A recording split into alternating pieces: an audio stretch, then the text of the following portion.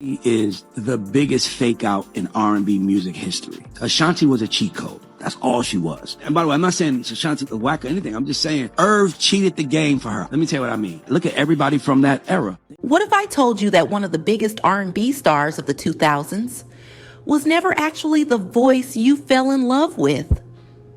What if everything you thought you knew about Ashanti, the Grammy winner, the chart topper, the princess of early 2000s R&B, was a lie? Because, honey, the internet just served up some tea so hot, it's burning down her entire legacy. And once you hear what I'm about to tell you, you'll never listen to Foolish the same way again. They're calling her the biggest fake in R&B history. Dance. They could sing their ass up. You could say, I don't like Beyonce's song, but you can't say when she gets on stage, she doesn't kill it. You could say, I don't like Chris Brown and Usher music, but they get on stage and kill it. Ashanti doesn't kill it on stage. She just sings. She's a pretty girl that sings great songs. But the songs are all not just manufactured, not just industry made, but a full-blown scammer who built an empire on borrowed vocals and stolen dreams. And the evidence? It's about to make your jaw drop. Let me paint you a picture. It's 2002. You're blasting What's Love in your car, singing every word to Ashanti's silky vocals. You worship this woman. She was everything. Beautiful, talented, successful. The complete package. But what if I told you those vocals you were obsessing over might not have even been hers? Or remix. Her first single is what? A Biggie remix. She comes with Baby, Baby, Baby. And then guess what that was? That was Scarface. Mary, Mary. When she did the one on Rain on Me, that's the Jay-Z Can I Live beat. Ashanti first. What if the woman you idolized was nothing more than a pretty face? Lip syncing to someone else's talent. Because that's exactly what critics are saying. And the proof they're bringing, it's devastating.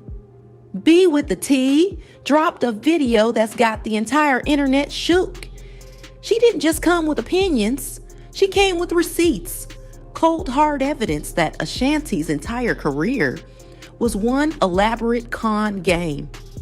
And listen, when someone takes the time to make a whole video calling you the biggest fake in R&B history, And 5 or 6 singles was all remakes of men. that's not just shade. That's a full investigation. So how did we get here? How did America's R&B sweetheart become public enemy number one? It started with whispers. Industry insiders dropping hints, vocal coaches raising eyebrows, other artists side-eyeing her performances. But nobody wanted to say it out loud until now. Because now the gloves are off. And what's coming to light is making people question everything they thought they knew about the early 2000s R&B scene. Think about it. Ashanti burst onto the scene like a rocket. Triple platinum debut. #1 hits. Grammy Awards. In less than 2 years, she went from unknown to icon. But here's the thing about rockets. They need a lot of fuel to get off the ground. And Ashanti's fuel? It came from some very powerful men who had their own agendas.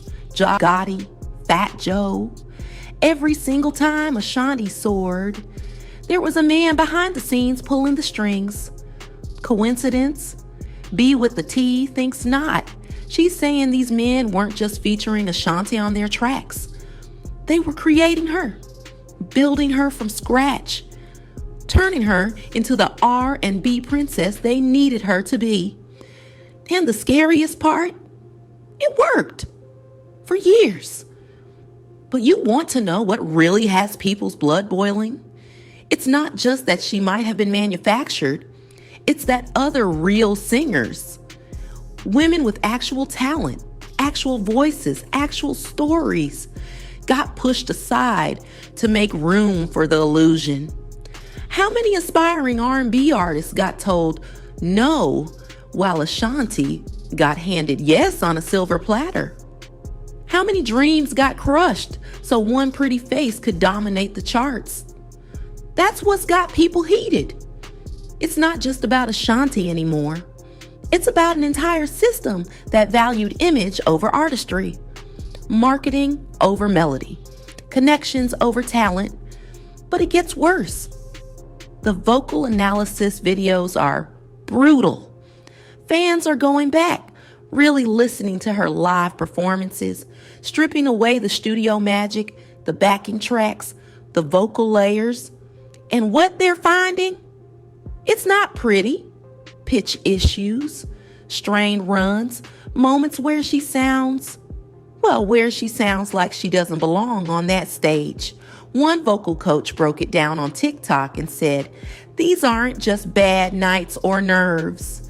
These are the vocals of someone who's in over their head, someone who's been asked to sing outside their range, literally and figuratively.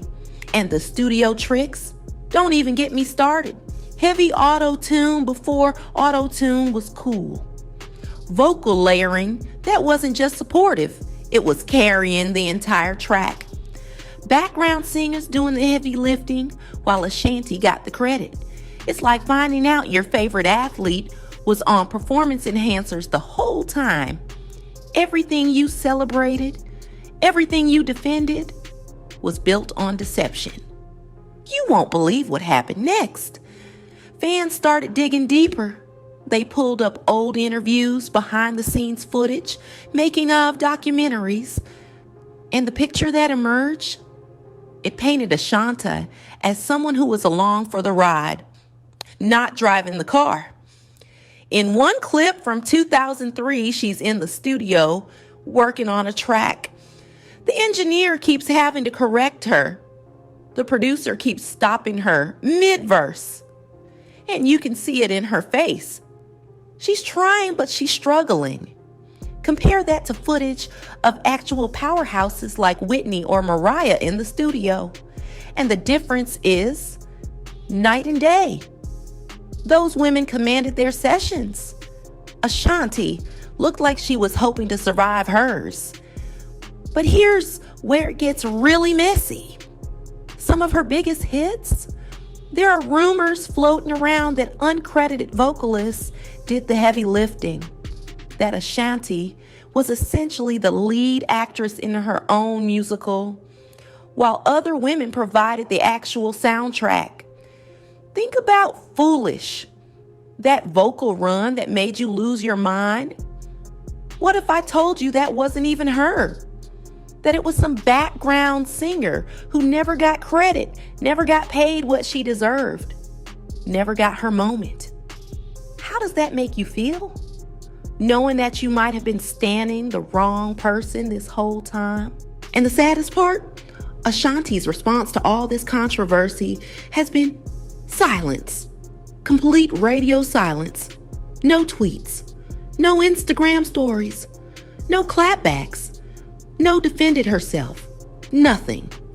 In an era where celebrities address everything from what they had for breakfast to their political opinions, her silence is deafening. And you know what silence usually means in situations like this? It means there's some truth to the accusations. Because honey, if someone was out here calling me a fake and trying to destroy everything I'd worked for, I'd be on every platform defending myself. I'd have receipts, recordings, witnesses, everything. But Ashanti, she's gone ghost. And that tells us everything we need to know. Listen to this. The most heartbreaking part of this whole scandal, it's the fans, real people who grew up with Ashanti's music. Women who saw themselves in her. Young girls who learned to love R&B through her songs. They're feeling betrayed. Imagine finding out that your childhood idol, the woman whose poster was on your wall, the artist you defended against every hater, might have been a fraud the entire time. One comment that really got to me said, "I feel like I defended someone who was just a brand, not a voice. I literally got into fights with people defending Ashanti's talent. Now I just feel stupid. That's real pain right there. That's what happens when illusions crumble. It's not just about the music anymore. It's about trust. It's about authenticity. It's about feeling like you were played for a fool. But you know what? Not everyone is buying into this narrative. Ashanti still has her ride or die fans, and they're fighting back hard. They're saying this is just another case of a successful black woman being torn down once she's no longer trending. They're pointing to her album sales, her chart positions, her cultural impact. They're saying, you can't fake success like that. You can't manufacture influence. And you know what? They have a point, because even if some of the technical aspects of her artistry were enhanced, Ashanti's still connected with millions of people. Her songs still soundtrack memories. Her image still represents an era. But here's the real question that's dividing everyone. Does it matter if she was the voice we thought she was? Does it change the way her music made us feel? Some people are saying no. Art is art, regardless of how it's made. If Foolish helped you through a breakup, does it matter who actually sang those runs? Others are saying absolutely it matters. They're saying authenticity is everything in music. That if you're not the one creating the art, then you're just a performer, not an artist. So which side are you on? Because I need to know what you think. Drop a comment below and tell me, does this change how you feel about Ashanti's music? Are you team art is art or team authenticity matters? Because this debate is tearing the internet apart. But listen to this. There's another layer to this story that makes it even more complicated. Because this isn't just about Ashanti. This is about the entire music industry. If what they're saying about her is true, how many other artists got the same treatment? How many voices were artificially created? How many talents were sidelined for more marketable faces? This could be the tip of the iceberg. Ashanti might just be the first domino to fall in a much bigger conversation about authenticity in music. And that's what makes this story so much bigger than just one artist. This is about an entire system that prioritized profit over artistry, image over substance, marketing over music. Think about the early 2000s.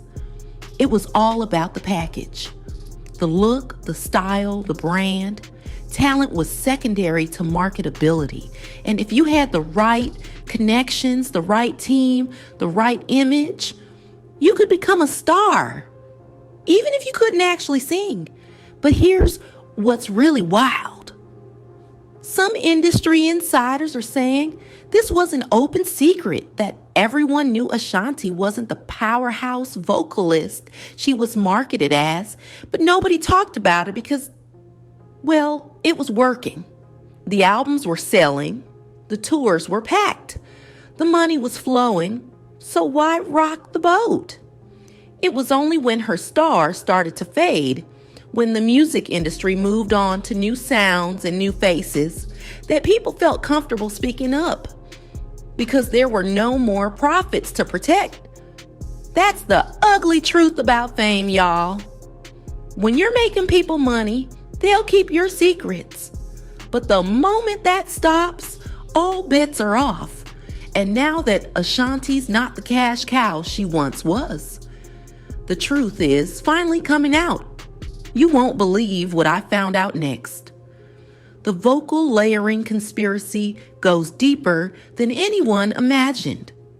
There are reports that some of Ashanti's biggest hits featured multiple uncredited female vocalists, women who were essentially ghostwriting, but with their voices. Imagine being a talented singer, going into the studio, laying down beautiful vocals, and then watching someone else get all the credit, all the awards, all the fame, all the money, while you remain nameless and invisible. That's allegedly what happened to several background vocalists who worked on Ashanti's projects. They did the work. She got the glory. And the most devastating part, some of these women are still struggling today, still working back up, still uncredited, still watching the person who took credit for their talent live in mansions while they can barely pay rent. That's not just unfair. That's criminal. But here's where the story takes an even darker turn. Because this isn't just about Ashanti anymore. This is about a pattern of exploitation in the music industry. Women being used, their talents harvested, their contributions erased. Also, someone more marketable could shine. And it makes you wonder, how many other artists built their careers on borrowed voices? How many legends are actually just well-funded illusions? The implications are staggering. Because if this is true about Ashanti, who else is next? Who else is going to get exposed? The internet is already making lists. Names are being dropped. Receipts are being compiled. And honey, some of your favorite artists might be in for a rude awakening. This could be the beginning of the biggest scandal in R&B history. Because once you start pulling at these threads, the whole fabric might unravel. Actually, let me ask you something, because I'm really curious about this. Have you ever suspected that one of your favorite artists might not be as authentic as they seem? Have you ever listened to a song and thought, something doesn't sound right here? Because I want to know what you think. Drop a comment and tell me, which artist do you think might be next to get exposed? And are you ready for your favorites to be questioned? Now, here's what really gets me. Ashanti had years to address these rumors, years to set the record straight, years to prove her doubters wrong. Instead, she chose silence. And in the court of public opinion, silence equals guilt. Even now, with her legacy crumbling in real time, still nothing. No statement from her team, no behind-the-scenes footage proving her vocal prowess, no raw recordings demonstrating her talent, just emptiness. And that emptiness is speaking volumes, because if you were innocent, if you were truly the artist people believed you to be, wouldn't you fight for your reputation? Wouldn't you defend your artistry with everything you had? The fact that she's not, well, that tells us everything we need to know. But listen to this final twist. Some people are saying this whole controversy is actually beneficial for Ashanti. That any publicity is good publicity. That being talked about, even negatively, is better than being forgotten. And you know what? They might be right, because for the first time in years, Ashanti is trending. People are streaming her music again, not because they love it, but because they're trying to figure out what's real and what's not. Her Spotify numbers are actually up since this controversy started, which is kind of twisted when you think about it. But that's the music industry for you. Even scandal can be profitable. So where does this leave us? Because honestly, the answer to that question says as much about US as it does about her. The music industry has always been about smoke and mirrors. The question is, how much smoke can we handle before we demand to see what's really behind the mirrors? And in Ashanti's case, maybe we're finally about to find out. The tea has been spilled. The accusations have been made. The evidence has been presented. Now it's up to you to decide what to believe. But one thing's for sure, R&B will never look the same again, because once you start questioning one queen, you start questioning the entire kingdom. And honey, that conversation is just getting started.